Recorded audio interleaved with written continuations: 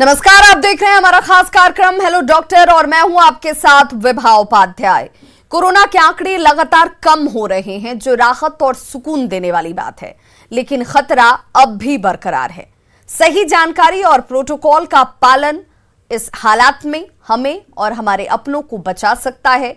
हम लगातार आपको अपने इस खास कार्यक्रम के जरिए सही जानकारी मुहैया करा रहे हैं। ब्लैक फंगस और व्हाइट फंगस के साथ बच्चों में हो रही संक्रमण को लेकर अगर आपके पास कोई सवाल है, कोई संशय है, कोई संदेह है या फिर आपको कोई शंका परेशान कर रही है, तो आप हमें कॉल जरूर कर सकते हैं, क्योंकि हमारे इस खास कार्यक्रम हेलो डॉक्टर में एक्सपर्ट डॉक्टर्स की पूरी टीम मौजूद होती है, जो आपके तमाम सवालों का जवाब देंगी। तो फिर देर किस बात की, फोन उठाइए, कॉल लगाइए और समाधान पाइए।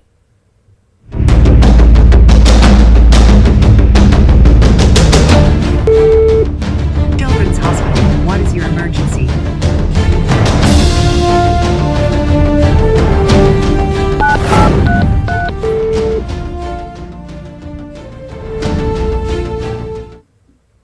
तो कोई भी परिस्थिति, कोई भी समस्या जिससे इस वक्त आप परेशान हो रहे हो, आपको लग रहा हो कि आखिर सही जानकारी कहां से हासिल होगी और कैसे हासिल होगी, क्या हमें इस वक्त डॉक्टर को अप्रोच करना चाहिए या फिर घर पर रहकर भी हम सुरक्षित तरीके से इलाज करवा सकते हैं, ऐसे में तमाम शंकाओं को दूर करने के लिए आपके अनुरूप इस कार्यक्रम में हमने अपने साथ तमाम डॉक्टरों के पैनल को जोड़ा हुआ है। उनका तारुफ सबसे पहले मैं आपसे कराते चलूं।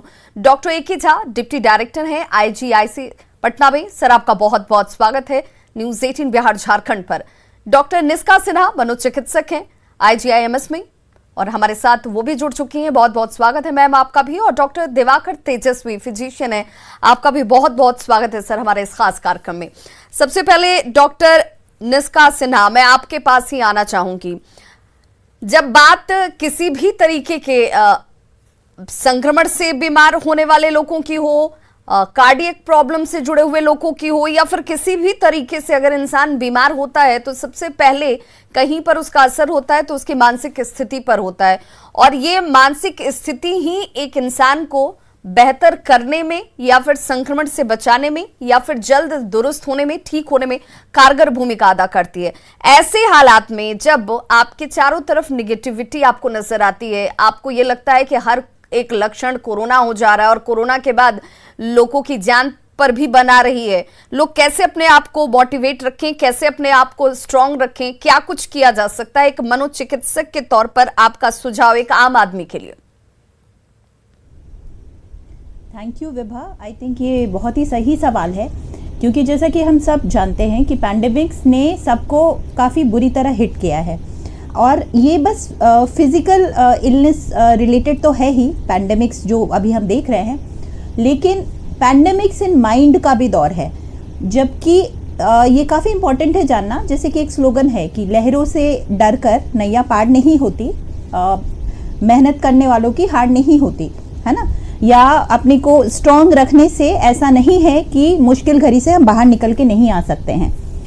ये चीज़ जैसे हमेशा पहले भी मैंने बोला है कि एक्सेप्टेंस इज द की, जो अभी का समय है उसमें काफ़ी इम्पोर्टेंट है कि हम एक्सेप्ट करें कि क्या हमारे हाथ में है और क्या हमारे हाथ में नहीं है। जब भी हमें एंग्जाइटी होती है या हमें घबराहट होता है कि कहीं ऐसा हमारे साथ तो नहीं हो गया या कुछ बुरा हो जाएगा या नेगेटिव थॉट्स हमारे दिमाग में आए, तो हमेशा हम समझे कि what we can do, we should try for that and we should always focus in now and present situation, कि अभी कैसा क्या चीज़ है और उस समय हम क्या कर सकते हैं। जैसे कि हम प्रिकॉशंस ले सकते हैं, हम खुद को वैक्सीनेट कर सकते हैं, हम र्यूमर्स से बच सकते हैं, अननेसेसरी न्यूज़ चैनल पे बैठ के जैसे जो अच्छी चीज़ें हैं उसको सीखें। ये नहीं कि बस जो भी बीमारी हमें देखने को सुनने को मिल रही है हम ये सोचना शुरू कर दें कि हमें हो जाए। इनफैक्ट उससे बेटर होगा कि हम उसके लक्षण या जो भी सही मैसेज, जैसे कि न्यूज़ 18 को मैं अपनी तरफ से as a doctor also I would like to thank you all कि आप हमेशा ये जागरूकता का कार्यक्रम चला रहे हैं, जिससे लोगों को काफ़ी आसानी होगी समझने में कि इस डिफ़िकल्ट सिचुएशन में क्या उन्हें करना चाहिए और क्या नहीं। दूसरा, हम ये एक्सेप्ट करें कि बहुत सारी चीज़ें हैं जो हमारे हाथ में नहीं है। Like as a human being we should understand कि वैक्सीन का असर होगा कि नहीं, वायरस म्यूटेट होगा कि नहीं, तीसरी लहर आएगी कि नहीं, बाकी लोग क्या कर रहे हैं, या जैसे नेगेटिव चीज कि अगर ऐसा हो गया तो क्या होगा, तो नहीं, कभी भी हम उन चीजों पे ध्यान ना दें। हमेशा सोचे कि हमें प्रिपेयर्ड रहना है, घड़ी मुश्किल है ये तो हमें पता है। अगर बहुत ज्यादा एंजाइटी लगे या अननेसेसरी थॉट्स आए तो फ्रेंड्स और फैमिली मेंबर्स की मदद लें। अगर फिर भी अच्छा ना लगे तो आप हमेशा मनोचिकित्सक या साइकेट्रिस्ट से मिल सकते हैं। We are there for help, है ना। सो क्योंकि अगर आप स्ट्रांग होंगे, मेंटली स्ट्रांग होंगे तो you can tackle any situation, that is very बिल्कुल। और ये आप कैसे मजबूत होते हैं उसकी पहली शुरुआत जो है और सबसे मजबूत शुरुआत जो है वो आपके अपनों का आपके साथ खड़ा होना, उनका आपका साथ मनोबल बढ़ाना, ये बहुत कारगर साबित होता है। और इस वक्त भी मेरी अपील होगी तमाम लोगों से कि देखिए ये बीमारी जो है वो आपको प्रोटेक्ट इसलिए भी कर रही है कि आप इस बात को समझिए कि रिश्तों की मजबूती कितनी कारगर और कितनी कारगर होते हुए आपको इन तरीकों के से परेशान होने से भी बचाती है। तो अपने रिश्तों को भी मजबूत रखने की जरूरत है। कोरोना ने बहुत कुछ सिखा भी दिया है लोगों को। हमारे साथ एक कॉलर जुड़ गए हैं, विकास झा। विकास, आप अपना सवाल पूछें। मैम विकास कुमार जी विकास जी, आप अपना सवाल पूछिए। ये डॉक्टर साहब नमस्कार। हेलो जी, आप अपना सवाल पूछें। नमस्कार। जी, एक्चुअल हमारा कोविड-19 के संबंध में था। ये जानना था कि मेरी वाइफ को प्लेटलेट काउंट का प्रॉब्लम है। प्लेटलेट काउंट अचानक सा सडनली कभी भी होता है, जैसे इनका सीएमसी वेलोर से मेडिसिन वगैरह चलता है, बट ये कोविड-19 का जो वैक्सीन है क्या हम इनको दिला सकते हैं या नहीं, यही जानना था हमको, कोविड वैक्सीन। जी डॉक्टर ए.के. झा, मैं चाहूंगी कि आप इन्हें सजेस्ट करें। अपनी वाइफ को लेकर परेशान है, इनका कहना है कि उनकी प्लेटलेट्स अक्सर कम हो जाती है, उसमें फ्लक्चुएशन रहता है, तो क्या वैसे कंडीशंस में इन्हें वैक्सीन लेना चाहिए, नहीं लेना चाहिए? सीएमसी वेलोर से क्या दवा चल रही है ये जान लेना उचित रहेगा। प्लेटलेट जो है बहुत बार जो है कुछ आबादी में कुछ परसेंटेज लोगों में जो है कम होता है, लेकिन 60 से नीचे 60,000 से नीचे रहने पर जो है चिंतित होने की बात होती है। कोई कुछ दवाइयाँ यदि ये कुछ ले रहे हैं जिससे कि इम्यून सिस्टम पर असर पड़ता हो तो अपने वहाँ सीएमसी वेलोर में एक बार ज़रूर पूछ लें कि उस दवा को क्या बंद करना है या नहीं। और यदि कि ये जो है एंटी प्लेटलेट दवा ले रहे हैं तो उसका भी जो है उसके बारे में भी दरियाफ्त कर लेना सही रहेगा। इन्होंने दवा का नाम बताया नहीं है।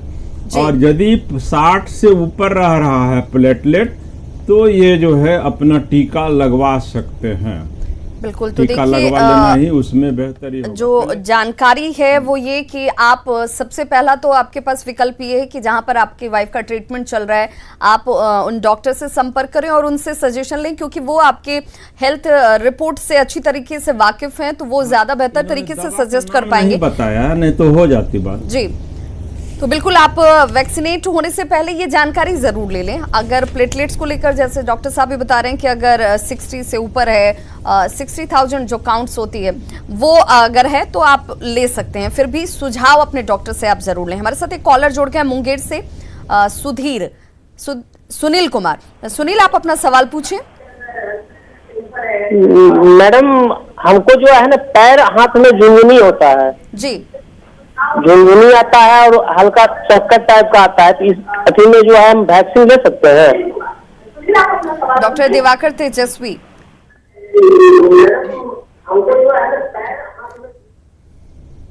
हाँ, आपकी आवाज को करी थी। हाँ, आप निश्चित तौर पे ले सकते हैं। पैर में झुनझुनी आने के अन्य कारण होते हैं जिसमें विटामिन B12 की कमी होती है और चक्कर आने के भी अन्य कारण होते हैं, जैसे हाइपोथायराइड के कारण से भी चक्कर आती है। लेकिन ये दोनों चीज के रहते हुए भी आप वैक्सीन ले सकते हैं, लेकिन आप अपने विटामिन B12 की कमी और अपने चक्कर आने के कारण को एक बार जरूर से देखवा ले और उसकी ट्रीटमेंट करा ले। लेकिन ये इसको वैक्सीन लेने में ये आड़े नहीं आती है, आप वैक्सीन आराम से ले सकते हैं।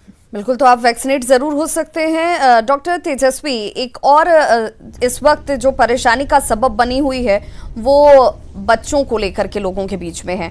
बच्चों के अंदर एक अलग तरह के सिम्टम्स, एक अलग तरह की बीमारी की चर्चा इस वक्त हो रही है, MIS-C। ये पहले तो हम समझना चाहेंगे कि ये है क्या, और अगर इस तरह के बीमारियों से बच्चे परेशान हो रहे हैं कोरोना के बाद, ऐसे कुछ स्थितियां बन रही हैं, तो इससे प्रोटेक्ट कैसे किया जाए बच्चों को? देखिए ये अभी कोविड के उपरांत बहुत सारे बच्चों में पिछली बार कावासाकी डिजीज के रूप में भी देखी गई और मल्टी सिस्टम इन्फ्लामेटरी सिंड्रोम कहते हैं, जिसमें कि बच्चों में ये इन्फेक्शन होने के बाद जो इम्यून सिस्टम है हाइपर एक्टिव हो जाता है और बच्चों की इम्यूनिटी और स्ट्रांग भी होने की संभावनाएं रहती है। तो जब इम्यून सिस्टम हाइपर एक्टिव होता है तो वो अपने ऑर्गन्स को डैमेज करने की क्षमता रखने लगता है और विभिन्न मल्टी सिस्टम ऑर्गन्स को इन्वॉल्व करने लगता है। उसमें हेमरेजेस भी होते हैं, उसमें जॉइंट्स पेन भी होते हैं और डिफरेंट ऑर्गन्स, वाइटल ऑर्गन्स जो होते हैं जैसे कि लिवर है, किडनी है, लंग्स है, इस सब पर भी इन्वॉल्वमेंट होना शुरू हो जाता है। तो इसको देखने के लिए सबसे पहले तो पेशेंट्स को, बच्चों को ये जानना जरूरी है कि कोविड हुआ तो जल्द से जल्द उनकी ट्रीटमेंट करनी आवश्यक होती है और उनका इम्यून सिस्टम का भी देखते रहना आवश्यक होता है कि हाइपर एक्टिविटी ना हो जाए। उसके लिए जो मार्कर्स होते हैं उसे करा करके और इम्यून सिस्टम को कंट्रोल पे रखने की दवाइयां आती है। अगर समय पर वो दवाइयां चल जाती हैं तो बच्चे मल्टी सिस्टम इन्फ्लामेटरी सिंड्रोम की ओर नहीं बढ़ते और बच्चों में रिकवरी हो जाती है। चलिए, तो ये बहुत ज़रूरी है। देखिए, चाहे वो बच्चों के लिए बात हो या फिर बड़ों की बात हो, बुजुर्गों की बात हो, सिम्टम्स और उसका सही समय पर उपचार होना ये बहुत महत्वपूर्ण हो जाता है किसी भी बीमारी से लड़ने के लिए या फिर उस पर जीत हासिल करने के लिए। संजय राय हमारे साथ एक कॉलर जुड़ गए हैं दरभंगा से। संजय, आप अपना सवाल पूछें। संजय, सबसे पहले तो आप अपने टीवी के वॉल्यूम को म्यूट कर दीजिए। टीवी का वॉल्यूम कम कर दो। अब आप अपना सवाल पूछिए। हाँ, good morning ma'am. Good morning, आप अपना सवाल पूछिए। मैम, मेरा मतलब 42 ईयर है। मेरे को थोड़ा डायबिटीज और हाई बीपी का भी मतलब प्रॉब्लम है जी। तो मैं क्या वैक्सीन ले सकता हूँ ना? मैं डॉक्टर से सजेशन लेने के बाद वैक्सीन ले सकता हूँ कोविड-19 का? जहां तक डॉक्टरी जानकारी कहती है कि ये कोई समस्या नहीं है और ये आपको वैक्सीन लेने के आड़े नहीं आती है, फिर भी मैं चाहूंगी डॉक्टर ए.के. झा, आप जरूर इन्हें सजेस्ट करें कि इन्हें क्या करना चाहिए।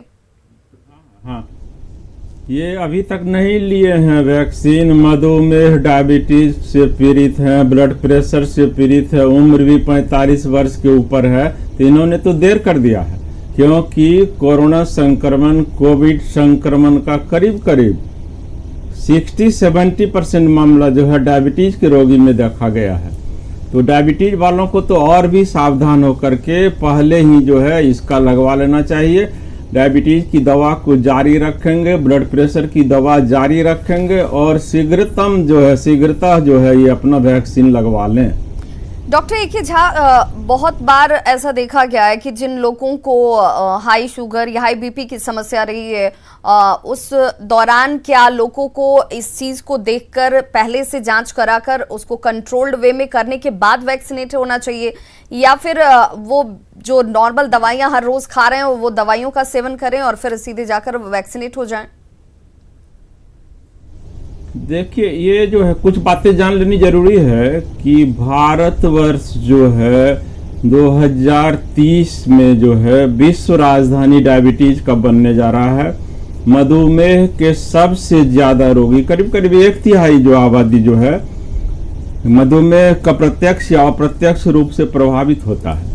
मधुमेह है कि नहीं, शुगर है कि नहीं, ये तो जांच से ही पता चलता है, लेकिन इसको जो है बिना जाने हुए जो है यदि लक्षण कुछ नहीं है, जैसे लक्षण जो आम लोगों को जानने की बात होती है वो होता है ज्यादा भूख लगना, ज्यादा प्यास लगना और फोड़ा फुंसी शरीर में होना, संक्रमण, फंगल संक्रमण होना, बैक्टीरियल संक्रमण होना, खास करके जनन अंगों में जो है, ये सब जो है डायबिटीज के लक्षण हो सकते हैं। लेकिन यदि कि आपको वैक्सीन लेना है तो ये नहीं जो पहले जो हम जाकर के ब्लड शुगर जांच कराएंगे और उसमें बढ़ा हुआ निकला, यदि आपको सुविधा है करवा लिए यदि ब्लड प्रेशर और ब्लड शुगर जांच, तो वो तो और अच्छी बात है। लेकिन यदि नहीं भी जानकारी है तो आप जो है दोनों ही डिजीज के रहते हुए में भी आप अपना वैक्सीन लगवा सकते हैं। ब्लड प्रेशर का भी लक्षण जो है उसमें माथा हल्का होना, चक्कर आ जाना, ये जो है बहुत बार इस दोनों ही रोग को लोगों को जान लेना चाहिए। जो इसे जो है हिडन डिजीज बोला जाता है, जो है ये गूंगा हत्यारा हम लोग इसको जो साइलेंट किलर बोलते हैं डायबिटीज ब्लड प्रेशर को जो है। तो ब्लड प्रेशर का जांच तो है समय समय पर, कुछ उम्र आने पर जो है उसको करवा लेना चाहिए। ब्लड प्रेशर की दवा खाते हुए में, शुगर की दवा खाते हुए में निश्चित ही इस दोनों ग्रुप के आदमी को जो है वैक्सीन लगवा लेना जो है वो प्राण रक्षक हो सकता है। बिल्कुल, तो इस वक्त आप इस कंफ्यूजन में ना रहें कि आप वैक्सीन लें या ना लें, आप बिल्कुल वैक्सीनेट हो सकते हैं। हमारे साथ एक कॉलर जुड़ के हैं पटना से, धीरज कुमार। धीरज, आप अपना सवाल पूछिए। हेलो धीरज, आप अपना सवाल पूछिए, आपकी आवाज आ रही है। जी जी हाँ, मुझे ये कहना है कि जैसे कभी भी कोई लोहे का कांटी वगैरह गड़ जाता था जी तो मैं टेटनस का सुई जो है ना जी, ले लेता था। हेलो, आप अपनी बात कहें, आवाज आ रही है। जी 15 मई को मैंने वैक्सीन लिया है कोविशील्ड। तो क्या अभी जैसे कांटी करने के बाद क्या मैं टेटनस का इंजेक्शन ले सकता हूँ मेडिकल डिस्पेंसरी से? चलिए, डॉक्टर दिवाकर तेजस्वी, मैं चाहूंगी कि आप इन्हें सजेस्ट करें कि ये जानना चाह रहे हैं कि क्या ये टेटनस की सुई ले सकते हैं या नहीं ले सकते हैं, क्या वैक्सीन से इस तरह का कोई लिंक है क्या? नहीं, वैक्सीन के बाद इस तरह का कोई लिंक नहीं। अगर आप टेटनस की सुई पीछे आप बोले हैं कि 2-3 बार आप ले चुके हैं, अगर 5 साल के अंदर आप ले चुके हैं तो अभी आपको नहीं लेने की। तो लगता है कुछ तकनीकी खामी आ गई है। डॉक्टर दिवाकर तेजस्वी से मैं फिर से जुड़ूंगी, तब तक मैं चाहूंगी डॉक्टर निष्का सिन्हा आप इन्हें कुछ सजेस्ट कर पाएं। जैसा कि डॉक्टर दिवाकर काफ़ी अच्छे से समझा रहे थे कि जैसे अगर आपने टेटनस का सुई 5 साल के अंदर लिया हुआ है तो ऐसा नहीं है कि जब आपको कोई पिन चुभ जाए या कोई कांटी चुभ जाए तो बार बार आपको टेटनस के सुई लेने का ज़रूरत है। जहाँ तक इनका सवाल ये उठता है, जैसे ये पूछ रहे थे कि वैक्सीन और टेटनस की सुई का रिलेशन, मान लो आपने 5 साल के अंदर अभी टेटनस का सुई नहीं लिया हुआ है और आपको कांटी चुभ जाता है तो आप बेफिक्र होके वैक्सीन भी ले सकते हैं और टेटनस का सुई भी ले सकते हैं। इन दोनों का कोई भी रिलेशन नहीं है। तो बिल्कुल देखिए, ये मन में अगर दुविधा है, क्योंकि बहुत बार ऐसा होता है डॉक्टर निष्का कि लोगों के मन में कई तरह की दुविधाएं आ जाती हैं और उन दुविधाओं की वजह से वो एज्यूम करने लगते हैं कि उनके अंदर चीजें जनरेट हो रही हैं, उन्हें ऐसा लग रहा है, उन्हें ऐसा महसूस हो रहा है। ये समझना भी बहुत जरूरी है, क्योंकि आजकल दवाइयां जो हैं वो उपलब्ध हैं हर फार्मासिस्ट की दुकान पर। जानकारियां इतनी सर्कुलेट हो रही हैं, डिजिटल प्लेटफॉर्म हो या फिर बाकी दूसरे माध्यमों पर, लोग शंका के आधार पर जाकर दवाएं खरीद भी लेते हैं, उन्हें वो उपलब्ध भी हो जा रही हैं और वो उसका सेवन भी कर रहे हैं। इससे बचने की कितनी जरूरत है? लक्षण को हम कंफर्म कितने दिनों में मान लें और कब मानें ताकि हम डॉक्टर के पास पहुंचे और उसके प्रिस्क्रिप्शंस के साथ दवाओं का सेवन करें, क्योंकि डोजेस बहुत मायने रखते हैं, उसके भी अपने रेप्लिकेशंस हैं। नहीं, ये काफ़ी सही सवाल है विभा, आपने जो रखा हमारे सामने। कई बार क्या होता है, जैसे अभी हम हमेशा जिस न्यूज़ सुन रहे हैं कि आपको कोविड के लक्षण होते हैं कि खांसी आना या बुखार आना या कुछ हो सकता है। जैसे अभी वेदर चेंज हो रहा है, कई बार क्या होता है हमें खांसी बुखार वो नॉर्मल भी जैसे हमेशा होता था वैसा भी होगा। कई बार ज़रा सा गले में खराश आया, हमने कुछ ठंडा चीज़ ले लिया एंड फिर हमें लगता है अरे हमें तो कहीं कोविड तो नहीं हो गया, एंड फिर हम घबराना शुरू कर देते। सो इट इज़ जैसे मैंने पहले भी बोला कि it's okay to feel anxiety. You should unmute yourself कि आपके अंदर क्या चल रहा है, आपके क्या विचार आपके अंदर आ रहे हैं, और अगर घबराहट हो रही है तो एक्सप्रेस योर सेल्फ। जहाँ तक ये सवाल उठता है कि हमें कब दवा शुरू करना चाहिए या नहीं शुरू करना चाहिए, तो कोई भी ना little information is a dangerous thing. So ऐसा नहीं है कि आपने टीवी पे ब्लैक फंगस देख लिया और आँख में हल्का सा खुजली हुआ और आप सोचना शुरू कर दें कि हमें ब्लैक फंगस हो गया है। कहीं भी अगर आपको कोई दुविधा हो तो feel free to connect to your doctor. Doctors हैं आपकी मदद के लिए। इनफैक्ट कोविड एरा में तो हम लोग डिजिटली भी कनेक्टेड हैं।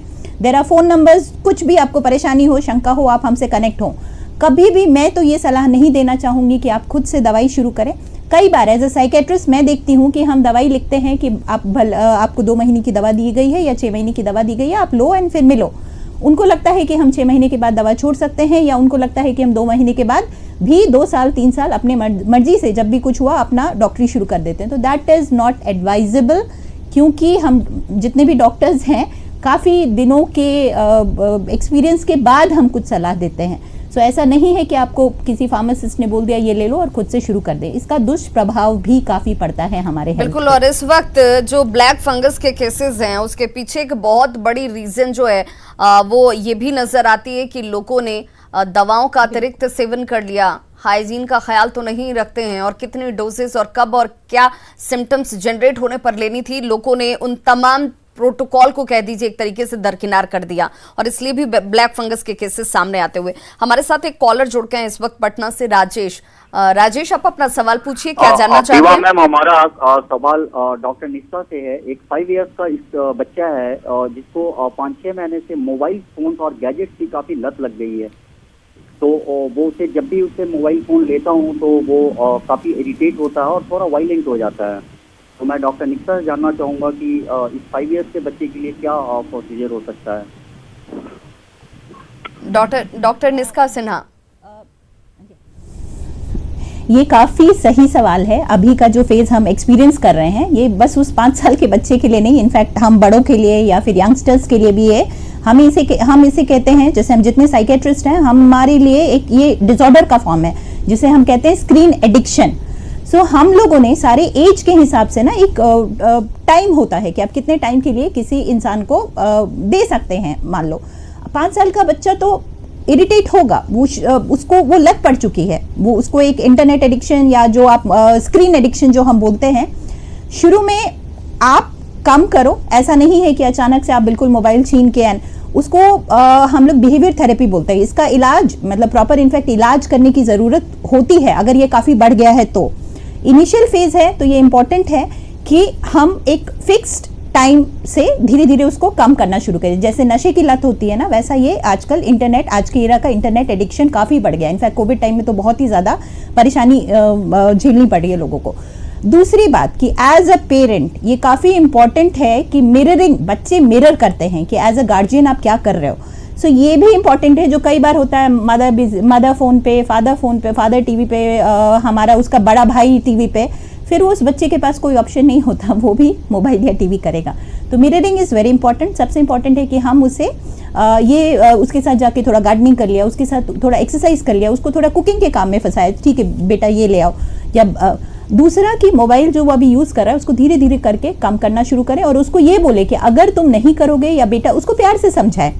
बिल्कुल हम छीन लेंगे कि okay we are parents and हमारे पास बहुत पावर है और हम आपका मोबाइल छीन लेते हैं, तो उसमें इरिटेबिलिटी आएगी, है ना। अगर फिर भी आपको परेशानी आती है, ऐसा कुछ ज्यादा प्रॉब्लम आता है, तो you can always consult us, we are there. उसके लिए काफी ये भी बहुत जरूरी है डॉक्टर निष्ठा सिन्हा के पेरेंट्स बच्चों के साथ अपना इन्वॉल्वमेंट बढ़ाएं, बच्चों को एंगेज कीजिए। वो उसके आदी होते हैं जब उनके ऊपर कोई मॉनिटरिंग नहीं होती है, उन्हें छोड़ दिया जाता है कि वो हमें डिस्टर्ब ना करें, वो जो कर रहे हैं करते रहें, और फिर उसके बाद उनकी वो आदत जो है वो हमारे लिए ही परेशानी का सबब बन जाती है, और तब जाकर वो परेशानी पूरे परिवार की परेशानी बनती है। तो शुरुआत हमारे इग्नोरेंस से ही होती है, उसे भी देखने और जानने की जरूरत है। हमारे साथ एक कॉलर जुड़ के हैं, राकेश। राकेश, आप अपना सवाल पूछिए। Good morning ma'am. मैम, मैंने 2 मई को कोवैक्सीन का लिया था पहला जैब जी। कि अब रिसेंट स्टडी आ रहा है कि वैक्सीन मिक्सिंग ओके, तो क्या मैं सेकेंड जैब स्पुतनिक का ले सकता हूँ? डॉक्टर दिवाकर तेजस्वी क्या सजेस्ट करेंगे, क्योंकि अब ये चाह रहे हैं कि इन्होंने अगर पहली डोज जो है वो किसी और वैक्सीन की ली, तो अब क्या मिक्सिंग को जो कंसेप्ट अभी सामने लाया जा रहा है, तो वो पॉसिबिलिटी है क्या, वो सेफ है क्या, ले सकते हैं या नहीं ले सकते हैं, एडवाइजेबल है क्या? देखिए, अभी इंडियन कंडीशन में स्टडी नहीं हुई है। जब तक स्टडी नहीं होती है तब तक गाइडलाइंस नहीं आती है, लेकिन बाहर में कहीं स्टडी हुई है कि पहले आप कोविशील्ड का जो एस्ट्राजेनेका का वर्जन है वो लिए, उसके बाद फाइजर का लिए आप वैक्सीन, तो उसमें एंटीबॉडी अच्छी, या दोनों वैक्सीन अलग अलग मोड पे काम करते। तो डॉक्टर दिवाकर तेजस्वी सर, आपकी आवाज सही तरीके से नहीं आ रही है, काफी ब्रेक हो रही है, लेकिन जो आप सजेस्ट कर रहे हैं वो हम अपने कॉलर तक जरूर पहुंचाना चाहेंगे। इस वक्त बेहतर ये होगा, देखिए आप पीक एंड चूज वाली कंडीशन पे मत जाइए, आपके सामने जो अवेलेबिलिटी है वो उतनी ही बेहतर है। शायद एक बार फिर से डॉक्टर दिवाकर तेजस्वी जुड़ चुके हैं। सर, आप अपनी बात कंटिन्यू कर लीजिए। से प्रॉब्लम हुई थी, लेकिन आप अभी के जो हम लोग के पास गाइडलाइन है उसमें आपको कोवैक्सीन फर्स्ट टाइम लिए तो कोवैक्सीन ही सेकंड टाइम लेंगे, क्योंकि दोनों वैक्सीन का मोड ऑफ एक्शन अलग अलग है, दोनों डिफरेंट प्लेटफॉर्म पे काम करते हैं, और अभी तक इस तरह की स्टडी नहीं हुई है कोवैक्सीन और कोविशील्ड में कि एक के बाद अगर दूसरा लेंगे तो एंटीबॉडी का रिस्पॉन्स आपके शरीर में किस तरह से रहेगा, प्रोटेक्टिव वैल्यू आपकी कितनी देगी। तो अभी बेहतर है कि कोवैक्सीन लिए तो कोवैक्सीन ही लेंगे, जब तक कि इस तरह की स्टडी नहीं आती कि अगर आप मिक्स करके वैक्सीन ले रहे हैं तो उसके अप्रोप्रिएट को आपके एंटीबॉडी के रिस्पॉन्स बचाव वाले हो रहे हैं कि नहीं, तब तक ये एडवाइजेबल नहीं है कि आप मिक्स करके वैक्सीन लें। बिल्कुल, तो देखिए इस तरह के कंफ्यूजन में मत पड़िए। सबसे बड़ा सवाल तो ये कि जिस वैक्सीन को आपने लिया है वो भी प्राण रक्षक है, वो भी आपको इम्यूनिटी बूस्टअप करता है और आप उससे भी सुरक्षित होते हैं। तो फिर आपको ये जज करने की अभी इस वक्त जरूरत नहीं है कि हम ये दवाई लें या नहीं लें। क्या इसकी पहली डोज ले लिए तो दूसरे की दूसरी डोज ले लें, क्या उससे ज्यादा इम्यून डेवलप हो जाएगा? तो इन सब चीजों में और इन शंकाओं में पड़ने की जरूरत नहीं है। हमारे साथ एक कॉलर जुड़ गए हैं गया से, पवन। पवन, आप अपना सवाल पूछें। पवन, आप तक हमारी आवाज पहुंच रही है?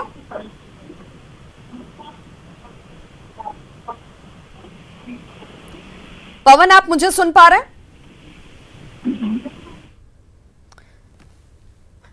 तो लगता है कॉलर तक आवाज नहीं पहुंच पा रही है। लेकिन इस बीच मैं डॉक्टर ए.के. झा से ये जानना चाहूंगी। Doctor A K. झा, परेशानी सिर्फ कोरोना नहीं है, कोरोना से संक्रमित होने के बाद जिस तरीके के अलग अलग सिम्टम्स, अलग अलग प्रॉब्लम्स खड़ी हो रही हैं, लोगों के अंदर एंजाइटी से लेकर तमाम दूसरी चीजें भी उनको फेस करनी पड़ रही हैं।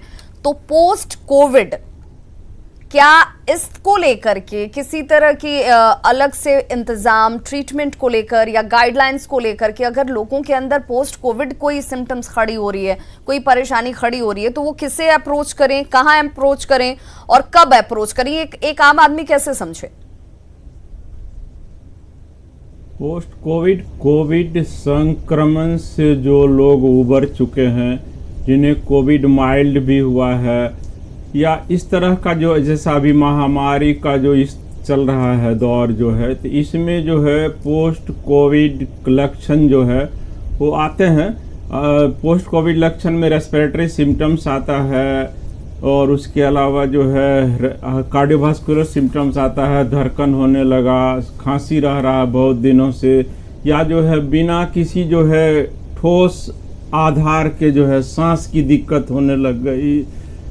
तो ये सब जो है पोस्ट कोविड में आता है। कोविड संक्रमण में जो दवाइयाँ प्रयुक्त हो रही हैं, स्टेरॉयड हो खास करके जो है, तो उसका भी अपना जो है साइड इफेक्ट जो है ब्लड प्रेशर, ब्लड शुगर और मेंटल एक्साइटमेंट, साइकोलॉजिकल इफेक्ट जो है स्टेरॉयड्स का, इसका भी आता है। इसके अलावा जो है जो बहुत दिनों तक अस्पताल में भर्ती रह गए, 15 दिन तक जो है आईसीयू में रह गए, या 15 दिन तक जो होम आइसोलेशन में पृथकवास में रह गए, या कि फिर जो वेंटिलेटर पर चले गए, 10 दिन तक वेंटिलेटर पर ही रहे और उसके बाद ठीक हो गए।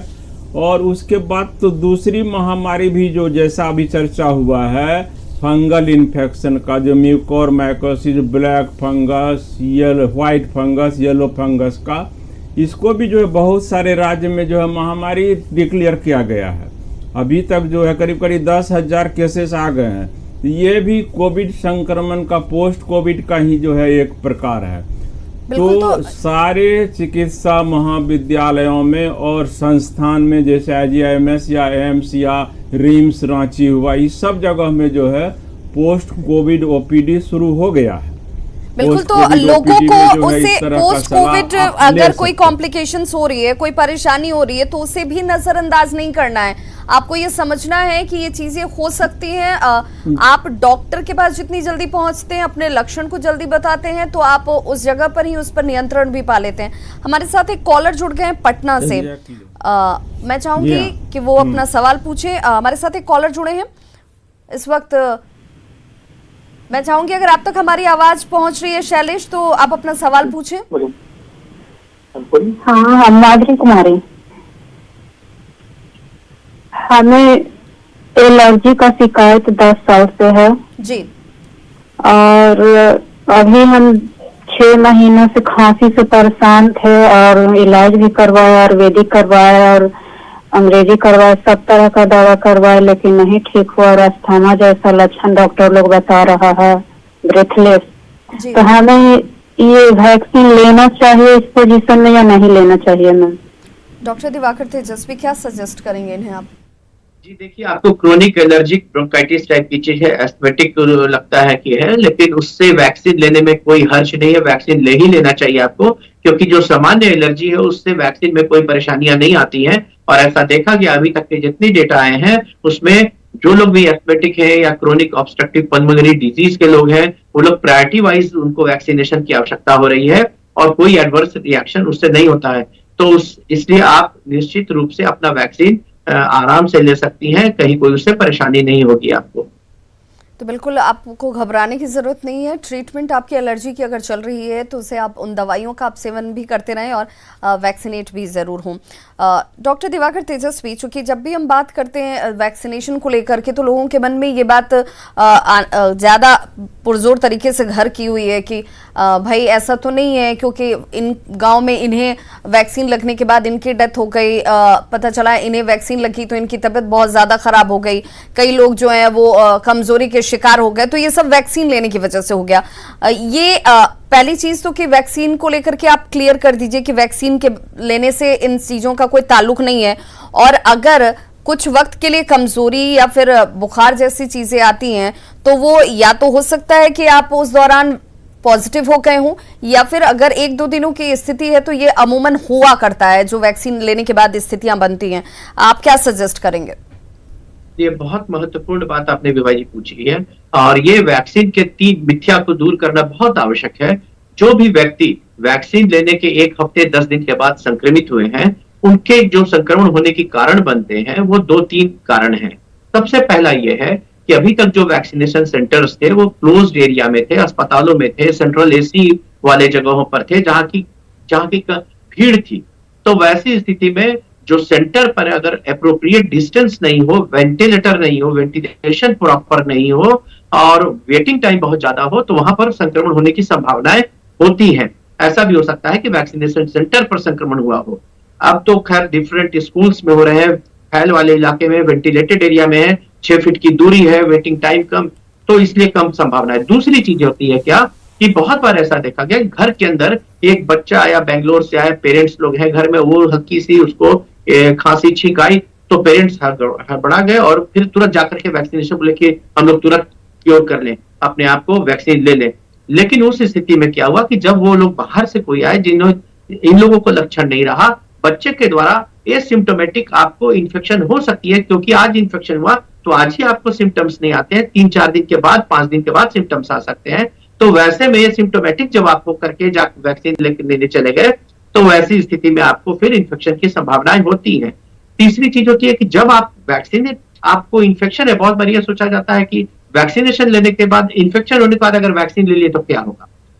अगर आप इन्फेक्टेड हैं तो समझिए कि 1 डोज का वैक्सीन आपको पड़ चुका है, क्योंकि आपको इन्फेक्शन आ चुका है शरीर के अंदर, आपके एंटीबॉडी बनने शुरू हो रहे हैं, आपका इम्यून सिस्टम एक्टिवेटेड हो रहा है, और उसके बाद तुरंत आप फिर वैक्सीन ले लेती हैं या ले लेते हैं। अगर आपको एसिम्प्टोमेटिक इन्फेक्शन पहले से है तो ये दूसरा डोज आपको पड़ गया विद इन नो टाइम और इम्यून सिस्टम को और हाइपर एक्टिव कर दिया, तो इस स्थिति में इम्यून सिस्टम आपकी बहुत ज्यादा एक्टिवेटेड है। इसलिए हम लोग कहते हैं कि जब आप इन्फेक्शन से कंट्रोल्ड हो गए, ठीक हो गए, उसके 1.5 से 2 महीने के बाद लेनी है। और जब आप एसिम्प्टोमेटिक है उस समय वैक्सीन नहीं लेनी है। आपके घर में कभी कोई इन्फेक्शन आ गया है तो आप पहले सर्टेन हो ले कि आपको कोई इन्फेक्शन नहीं है, तभी आप वैक्सीनेशन। बिल्कुल, ये बहुत जरूरी है, बहुत महत्वपूर्ण जानकारी डॉक्टर दिवाकर तेजस्वी आप इस वक्त देते हुए कि लोगों को इस बात को भी ध्यान में रखना है कि अगर आपके अंदर कोई सिम्टम्स है तो उस वक्त पहले आप उसको जांच ले, परख लें, कंफर्म हो जाए, और अगर आपके अंदर संक्रमण पहुंच चुका है तो उस वक्त आप वैक्सीनेट ना हो, दुरुस्त हो जाएं, ठीक हो जाएं, उसके बाद जो टेन्योर दिया गया है, जो टाइम पीरियड दिया गया है, उस दौरान जाकर के आप वैक्सीन जरूर लें। वैक्सीन लेना जो है वो बहुत जरूरी है, सुरक्षा प्रदान करता है, लेकिन कब लें और किन हालातों में लें ये भी आपको देखना और समझना है। हमारे साथ एक कॉलर जुड़ गए हैं इस वक्त, मैं चाहूंगी हमारे साथ जो कॉलर जुड़े हैं पवन गया से हमारे साथ जुड़ गए हैं। पवन, आप अपना सवाल पूछें। हाँ मैडम, मेरा पेट में दर्द रहता है जी। ये दाहिना साइड जो ऊपर की दर्द रहता है जी, और लाइटिंग जैसे कि पतला होता है, और हमेशा मतलब कि लाइटिंग जब लगती है दर्द होना स्टार्ट हो जाता है पेट में, ऐसा क्यों हो रहा है? डॉक्टर ए के झा, आप क्या सजेस्ट करेंगे इन्हें? हाँ, ये जिस एरिया में रहते हैं वहाँ पर हो सकता है क्रोनिक एमीबियासिस या हेलिमेंथियासिस हो, और जिसमें जो है ये ठीक होने वाली बीमारी है, दवा खा लेंगे वर्म्स का जो है, और उसके बाद जो है यदि कि एंटी एमीबिक दवा जो है जिसमें हम लोग जो ऑर्निडाजोल, ट्रिनिडाजोल या मेट्रोडियाजोल देते हैं, उसके बाद लुमिनल इन्फेक्शन के लिए देते हैं, तो ये पूर्णतः ठीक होने वाली चीज़ है। इसके साथ साथ जो है खान पान का सफाई, खास करके जो है स्वच्छ जल का सेवन करें, तो इन्हें बार बार ये चीज़ नहीं होगा। और कभी कभी जो है कोरोना का लक्षण पेट के खराबी से भी होता है, लेकिन इनका जिस तरह का है, जिस तरह का इन्होंने बताया है, अपना जिस तरह का सवाल जो है पूछा है, उसके आधार पर जो है ये क्रोनिक एमीबियासिस से ग्रसित होंगे, जो कि बहुत कॉमन है हम लोगों के इस थर्ड वर्ल्ड में, जो है बिहार राज्य में भी बहुत कॉमन है। तो उसकी दवा यदि पूर्ण कोर्स जो है खा लेंगे और साफ सफाई रखेंगे, अपना भी सफाई और खान पान की चीज़ का भी सफाई, तो इन्हें फिर से वो संक्रमण नहीं होगा। बिल्कुल, तो ये जानकारी आपके बहुत काम आ रही होगी, मैं उम्मीद करती हूँ। डॉक्टर निष्का सिन्हा, मैं आप तक पहुँचना चाहूँगी। जिस तरीके से मनोचिकित्सक के तौर पर इस वक्त मेंटल परेशानी जो है वो अब तक शायद इसकी अवधारणा अलग तरीके की रही होगी कि लोग मनोवैज्ञानिक तौर पर कितने परेशान रहे हैं या किन वजहों में या किन परिस्थितियों में हुआ करते होंगे, लेकिन अभी के हालात में उम्र की कोई सीमा नहीं है। अब बच्चे भी इस तरह की बीमारियों से या इस तरह की परेशानियों से जूझ रहे हैं, जहां बनिस्बत बड़े भी जूझ रहे हैं। क्या किया जा सकता है जिससे हम इसे कम से कम अपने अंदर आने से रोक पाएं, अपने आप को भी स्ट्रांग रख पाएं, बच्चों को भी हम उनकी आदतों में से शुमार करें, जिससे कि बच्चे भी मेंटली जो है स्ट्रांग रहें। इस तरह की परेशानियों को कम से कम आप अपने तजुर्बे से क्या सजेस्ट करेंगे कि क्या होना चाहिए? एक हर आदमी, एक आम पब्लिक घर में ये तमाम चीजें कर सकता है जिससे वो मेंटली स्ट्रांग रह सकता है। काफ़ी एप्ट सवाल मैं बोलूँगी इसको कि विभा, अभी जैसे कि मैं ये बोलना चाहूँगी कि अभी हर जगह अनसर्टनिटी है, हम लोग नहीं जानते आगे क्या होगा, क्या हाल होगा। एक लैक ऑफ ऑप्शंस है, जैसे कि हमारे पास जो हम पहले कर पाते थे आसानी से, अभी हम नहीं कर पाते हैं, और एक न्यू नॉर्मल का कंसेप्ट आ गया है। सब कुछ चीज़ें बदल गई हैं, पिछला 1.5 साल इनफैक्ट सब कुछ बदल के रखा है सबके लाइफ में, भले वो बच्चा हो, बड़ा हो, या फिर हमारा एज ग्रुप, या वर्क फ्रॉम होम कल्चर हो, या डिजिटल कनेक्टिविटी का मामला हो। दूसरा कि एक फीलिंग ऑफ हेल्पलेसनेस है, लगता है कि अगर हमें कुछ हो जाए या कुछ भी होगा तो हम क्या करेंगे, कैसे करेंगे, बच्चों की पढ़ाइयाँ हैं, या हमारा इवन फाइनेंशियल जो प्रेशर है लोगों पे कि उसको कैसे मैनेज करेंगे। जब फर्स्ट वेव था तो सबने हिम्मत रखा हुआ था, लॉकडाउन था, सबने काफ़ी स्ट्रांग होके उसको फाइट किया, and it was so good कि we all came out of that phase. लेकिन इसके पहले कि वैक्सीन आता, हम सेलिब्रेट करना शुरू कर रहे थे कि अच्छा चलो things are getting better, even trip शुरू हो गया, सब कुछ शुरू हो गया, लोगों को लग रहा था कि फिर से हम न्यू नॉर्मल से नॉर्मल कंडीशंस में जा रहे हैं। सबसे मुश्किल घड़ी तब आई जब सेकेंड वेव आया और उसने बहुत हार्शली हिट किया हम सबको। इस पे काफ़ी, इनफैक्ट हर परिवार में सबको बीमारी आई, सब काफ़ी बुरी तरह इफेक्ट हुए, क्योंकि 1.5 साल तक अपना बैलेंस बना के रखना काफ़ी मुश्किल था। अभी फिर से हम लॉकडाउन के फेज के गुजर रहे हैं। सो मैं यही कहना चाहूँगी कि it is okay not to feel okay in this difficult times. So express yourself, बोलो कि मुझे अच्छा नहीं लग रहा है, मुझे ये चीज़ें परेशान कर रही हैं। ऐसा नहीं है कि जिसे हम कहते हैं अनम्यूट योर सेल्फ, बोलना जानो, एक्सप्रेस करना जानो, ये नहीं कि अपने ही अंदर उसको घुटन महसूस करो और उस प्रॉब्लम को और बढ़ने दो। बहुत ज़्यादा दिक्कत हो तो ऑलवेज मिलो, डॉक्टर से मिलो, हमारी सलाह लो। दूसरा चीज़ कि जैसे आपका सवाल था कि अभी हम क्या करें, उसमें ये इम्पॉर्टेंट है कि ये कभी भी इमोशनल डिस्टेंसिंग के बारे में नहीं है। हम नाम तो हमने दे दिया है इसे social distancing, but more of physical distancing है ये, क्योंकि सोशली हम कनेक्टेड हैं, जैसे टीवी के माध्यम से या जूम प्लेटफॉर्म पे, या इवन टीचर्स से कनेक्टेड हैं स्टूडेंट्स। सो इनकरेज दैट कि वो कनेक्टिविटी रहे, बड़े हों बच्चे हों, क्योंकि बच्चों पे भी बहुत असर पड़ रहा है, स्क्रीन एडिक्शंस बढ़ रहे हैं। जैसे कि अभी एक कॉलर का क्वेश्चन था, काफ़ी टाइम उनको नेट मिल गया है, उनके पास वो कनेक्टिविटी वाला चीज़, सर्फिंग शुरू हो गया है नेट का, सब कुछ। सबसे इंपॉर्टेंट है एक्टिविटी शेड्यूलिंग, हम एक प्लान से चलें। ऐसा नहीं है कि वर्क फ्रॉम होम है तो हम एक टाइम टेबल अपना भूल जाएं, मतलब, और या फिर बच्चों को एक स्टडी पीरियड और उनको क्रिएटिविटी की तरफ ले जाएं, जैसे ड्राइंग है, आर्ट है, डांस है, फिजिकल। दूसरा, एज अ फीमेल्स, मान लो आप वर्किंग वुमेन हो, आप काम करो, या वर्किंग वुमेन नहीं, आप मान लो घर पे भी रहते हो, घर को संभाल रहे हो, तो बच्चों को भी इन्वॉल्व करो छोटी छोटी चीज़ों में, जिससे उन्हें इंटरेस्ट आएगा, उन्हें अच्छा लगेगा। आप कुकिंग कर रहे हो, आप गार्डनिंग कर रहे हो, इवन क्रिएटिविटी चीज़ों को बढ़ावा दो।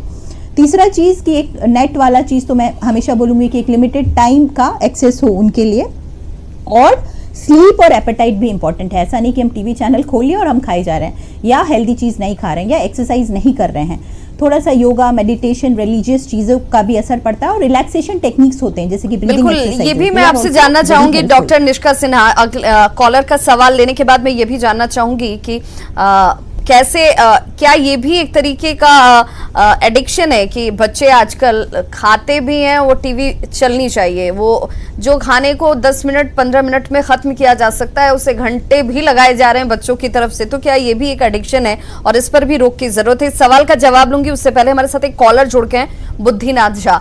आप अपना सवाल पूछिए। हाँ, हमारा ये कहना है कि हम इस समय हम बिहार के रहने वाले हैं, हमारा उम्र 47 ईयर है। हम यहाँ राइस मिल में काम करते हैं, तो हमारी वो मतलब हल्का सा कफ, मतलब कभी कभार भर में पूरे दिन में 2-4 बार खांसी होती है तो कफ निकलता है, और हम तम्बाकू तो खाते ही हैं, और अभी शरीर स्वस्थ है, इस तरह का कुछ परेशानी विशेष नहीं है, और हमारा मेमोरी बहुत लॉस हो गया, हम कुछ याद नहीं रख पाते। तो मतलब इधर जब से कोरोना आया है तब से, और घबराहट भी ज्यादा होती रहती है, तो इसके लिए क्या मेमोरी लॉस के लिए कोई दवा है क्या प्रॉपर जो? बिल्कुल डॉक्टर दिवाकर तेजस्वी, आप इन्हें क्या सजेस्ट करेंगे, क्योंकि इनकी समस्या जो है वो आपने सुनी होगी। ये कॉमन समस्या आ रही है कि घबराहट, बेचैनी की समस्या तो कॉमन है, लेकिन अगर मेमोरी लॉस में आप महसूस कर रहे हैं कि इधर बहुत ज्यादा फास्ट डिट्रिएट कर रहा है आपकी मेमोरी, तो आपको न्यूरो फिजिशियन से एक बार दिखवा लेनी चाहिए कि कहीं अर्ली डिमेंशिया सेटअप नहीं हो रहा है, कोई और ब्रेन के अंदर कोई और प्रॉब्लम्स नहीं आ रही है गंभीर, जिस कारण से आपको मेमोरी लॉस बहुत ज्यादा तेजी से आप डिट्रिएशन आप महसूस कर रहे हैं। लेकिन सामान्य स्थिति अगर है तो मेमोरी को इम्प्रूव करने के लिए आप योगा, ध्यान ये सब कर सकते हैं, और कुछ हल्की दवाइयां आती हैं जो ओवर द काउंटर भी मिलती है, सिटिकोलिन टाइप की दवाई है जो न्यूरल ब्रेन को स्ट्रांग स्टिमुलेट करती है, स्ट्रांग करती है, और अपने ब्रेन की एक्सरसाइजेस भी आप करनी शुरू कर सकते हैं, जगल्स है, पजल्स है, अपना सोच करके ब्रेन एक्सर्शन वाला दिमाग जो गेम होता है उसके कारण से भी थोड़ी मेमोरी पावर इंप्रूव होती है। तो ओवर द काउंटर दवाई आप सेवन कर सकते हैं, जो मेंटेड टाइप की दवाई आती है, सामान्य दवाइयां हैं, उसके लिए बहुत इसकी आवश्यकता नहीं होती है, ब्रेन के हेल्थ के लिए, ब्रेन के सेल्स के हेल्थ के लिए होती है। लेकिन अगर आप महसूस किए कि बहुत फास्ट डिट्रिएट किया है तो कम समय में, और जो कि आपके डे टू डे एक्टिविटी को प्रभावित कर रहा है, तो आप जरूर से न्यूरो फिजिशियन की सलाह लें। बिल्कुल, तो बुद्धिनाथ झा जी, जो जानकारी आप तक पहुंच रही है उसके अनुरूप आप ज़रूर न्यूरो सर्जन से संपर्क करें, और अपनी जो अभी इस वक्त आपकी स्थिति है, आप क्या महसूस कर रहे हैं, किस तरह की परेशानी को आप झेल रहे हैं, आप ज़रूर उनसे खोलकर बातचीत करें। आप तक सलाह जो पहुंचेगी उससे आप जल्दी ही इससे रिकवर भी कर जाएंगे। हालांकि इससे बहुत ज़्यादा पैनिक होने की ज़रूरत नहीं है, और हर चीज़ को कोरोना से जोड़ने की भी ज़रूरत नहीं है।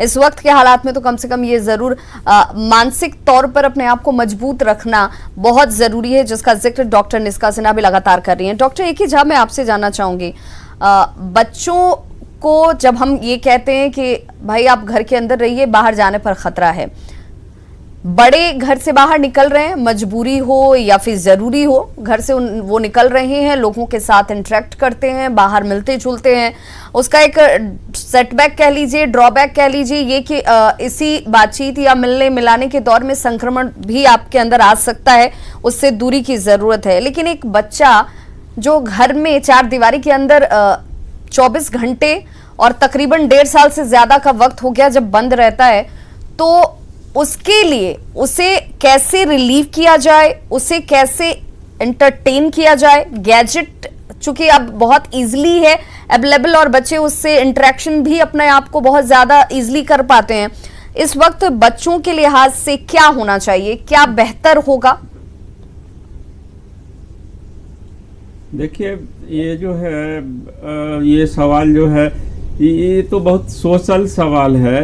आप अपना बचपन याद कीजिए, हम लोग सभी आदमी जो इसको देख रहे हैं, क्या उस समय टीवी और मोबाइल था? बचपन हम लोगों का कैसे बीतता था? माता पिता के साथ, शिक्षक के साथ, दादा दादी के साथ, नाना नानी के साथ, दोस्तों के साथ, एक बगीचे में खेल करके, आसपास में रह करके, वो सारा सब चीज़ तो ध्वस्त हो गया इसके आने से, इलेक्ट्रॉनिक मीडिया के आने से, खास करके जो मोबाइल जो है इसके आने से जो है। और लोग जो है पहले संयुक्त परिवार में रहते थे, अब जो है न्यूक्लियर फैमिली हो गया है। माँ पिताजी जो है महानगर में जो है ऑनलाइन काम करते रहते हैं, बच्चे अपना जो है अकेले रहते हैं, मोबाइल में चिपके रहते हैं। तो इन सब बातों को हम लोगों को फिर जो है बेसिक पर जाना पड़ेगा। बच्चों को बच्चे के साथ ज़्यादा देर बिताना पड़ेगा।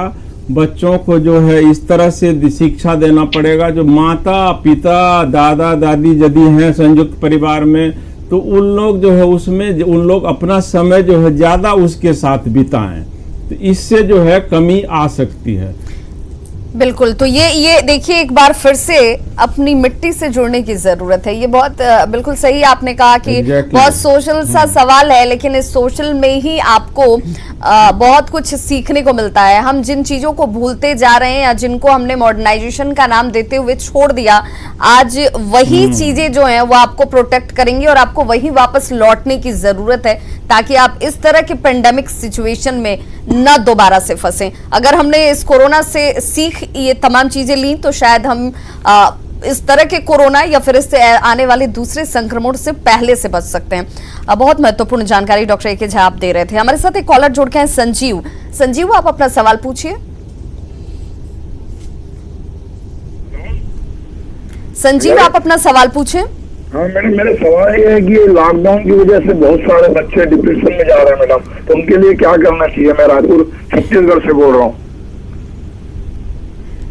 हेलो जी, रायपुर छत्तीसगढ़ से बोल रहा हूँ, संजीव जी बताएं। तो ये जो अभी लॉकडाउन की वजह से बहुत लोग बच्चे लोग डिप्रेशन में जा रहे हैं, तो उसके लिए क्या करना चाहिए? तो डॉक्टर निष्का सिन्हा लगातार इससे लेकर जानकारी भी दे रही हैं। फिर भी मैं चाहूंगी डॉक्टर, एक बार फिर से आप, पेरेंट्स हैं, उनकी चिंता है कि क्या करें। आजकल सब लोग चाहते हैं कि कोई गोली आ जाए, गोली को खा लें और उससे सब समस्या दूर हो जाए, एक्टिविटी बदल जाए, हम एंगेजमेंट बढ़ा लें, हम कुछ बच्चों के साथ इंटरेक्शन लेवल बढ़ा लेते। इस पर चर्चा नहीं है। चर्चा इस बात पे कि क्या इसकी कोई दवा आती है क्या? अगर दवा खा लेते तो सब कुछ ठीक हो जाता।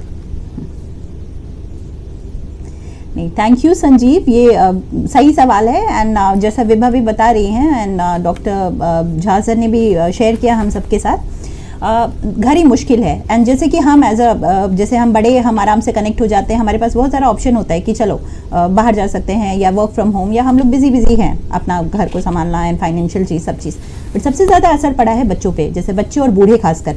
उन लोगों का पूरा दुनिया ही उनका स्कूल था, उनके फ्रेंड्स थे, बाहर जाना, पार्क जाना, सब कुछ बंद है, घर से निकल नहीं सकते। एक तरह से देखो कि कुछ दिन तक हमने उन्हें संभाल के रखा, बट अब 1.5 साल बहुत बड़ा ड्यूरेशन होता है।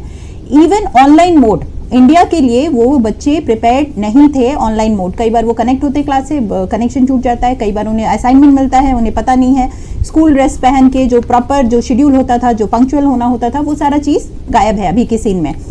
तो एंड दूसरा, उनके साइकोलॉजिकल हेल्थ पे उनके अंदर भी डर है कि ये बार बार वो कोविड सुनते हैं ना, उन्हें लगता है ये क्या है, ये मुझे भी खांसी हो रही है, अब मेरे पेरेंट्स को हो जाएगा तो क्या होगा। कई फैमिलीज इनफैक्ट कोविड से इफेक्टेड भी हुई हैं, और हम ये नहीं सोचते कि हमारे बच्चों पे भी उसका काफ़ी बुरा असर पड़ता है।